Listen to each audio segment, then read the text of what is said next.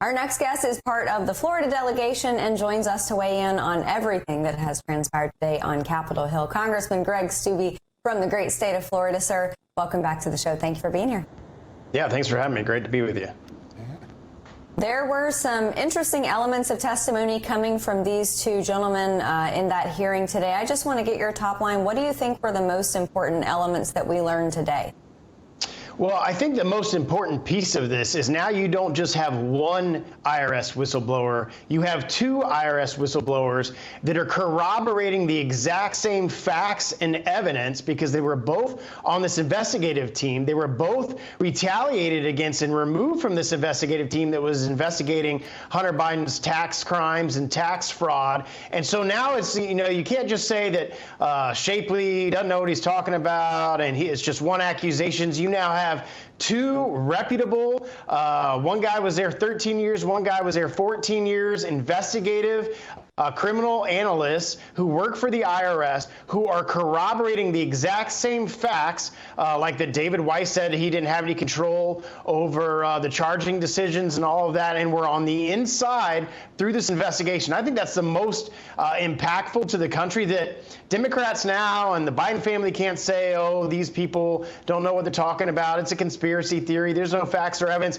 You have two key witnesses who were part of the investigative team who can talk about text messages, WhatsApp messages, the things that they attempted to do and were thwarted, like doing interviews with Joe Biden's grandchildren, doing search warrants and doing all of these things that they weren't allowed to do because people in Washington's DOJ was shutting them down and thwarting their investigations. Yeah, so important. Sir, a year ago, Just the News did a whole bunch of stories on censorship at CISA, all these different federal agencies. Then the Louisiana, Missouri Attorney Generals brought a lawsuit. That got us some new evidence.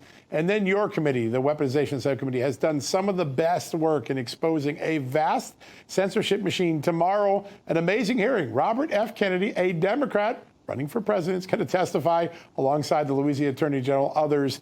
How important is this hearing? And secondly, how extensive is the censorship that you've been able to uncover?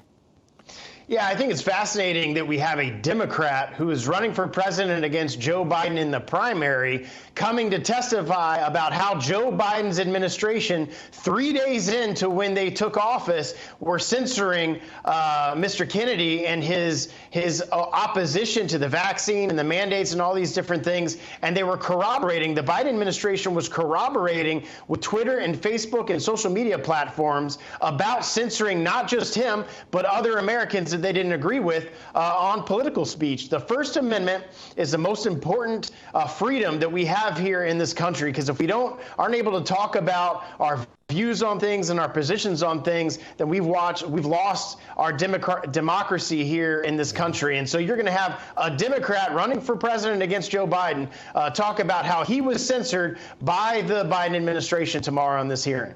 Amazing.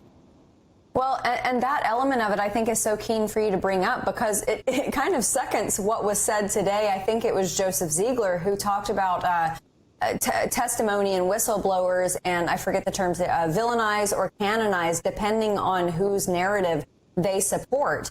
How do you expect Democrats to react to what's going to transpire tomorrow? Because it's my understanding that on Capitol Hill, there were a number of Democrats who didn't want RFK Jr. to appear at all.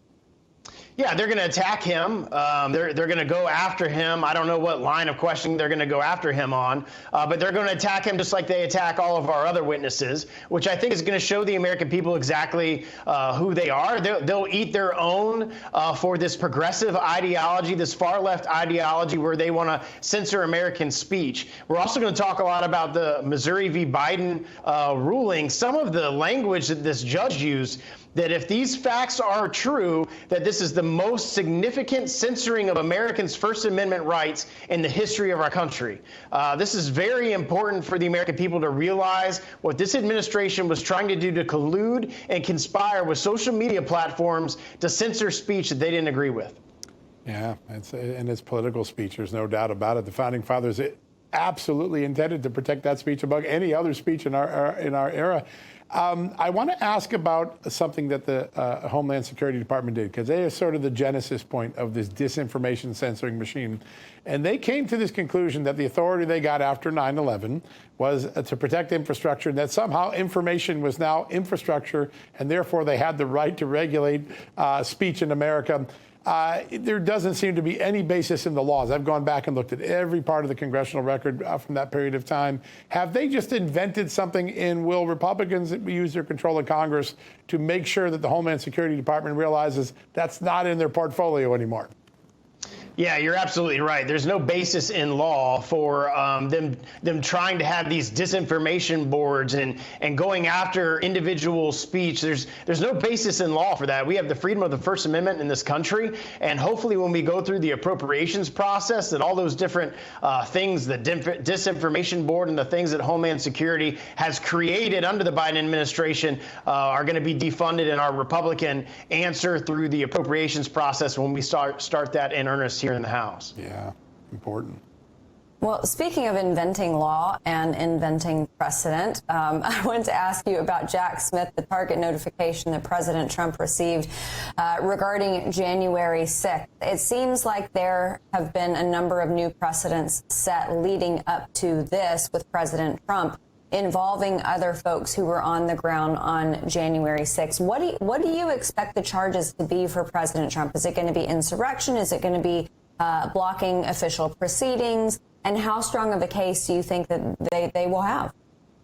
Well, they have zero case because President Trump didn't do anything wrong, but I'm sure they're going to go along the line of thinking that he incited an insurrection, despite the fact that, and I was here that day, I was here in the Capitol on January 6th. I listened to President Trump's speech on that day, and just to go back to make sure that I didn't miss something, I read the transcript of what he said. He said, "I'm asking for you to go down peacefully and patriotically to have your voices be heard." So they're going to try to somehow say that he incited the what they call an insurrection on January 6th, and that's probably the line of thinking that they're doing. This administration will stop at nothing with interfering in our nation's election, because you have the Biden DOJ going after their #1 contender in the Republican primaries. Once he gets through the primary, one of their #1 contenders, this is election interference of 100%. If President Trump wasn't polling where he was polling,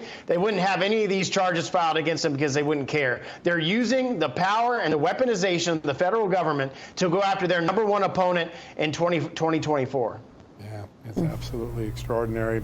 Sir, Speaker McCarthy put one idea on the table, impeaching Merrick Garland. Jim Jordan put another one on the idea, holding FBI Director Christopher Wray in contempt. Two big acts that would meet some accountability. Where are you on that, and do you think either or both will happen? I've signed on to the impeachment resolution for Merrick Garland. I've signed on for the impeachment resolution for Director Wray. I've signed on to it for Mayorkas. We're actually working on our own impeachment resolution for President Biden on all this corruption and all the laws and crimes that he violated with all of these things that are now being surfaced and the facts that are being surfaced. I think based on the Speaker's comments, it sounds like he's open to impeaching Merrick Garland on a number of different issues. One of those would be lying to Congress. The other would be that's the top law enforcement officer in our country, and he's using his power and position to defend and deflect for the president and the president's family. And that's completely against the law. It's completely un-American, and he should be impeached for that. Congressman Greg Steube, we just had on Ralph Norman, and he echoed what you said, and what we hear time and time again is that you guys are doing such an incredible job revealing, giving transparency to so many of these issues, and I think that Republican voters are very pleased with what's happening, and they want to see even more action after that, and we look forward to seeing what those steps are. So thank you so much, Congressman. Yep, thanks for having me. Thank you, sir.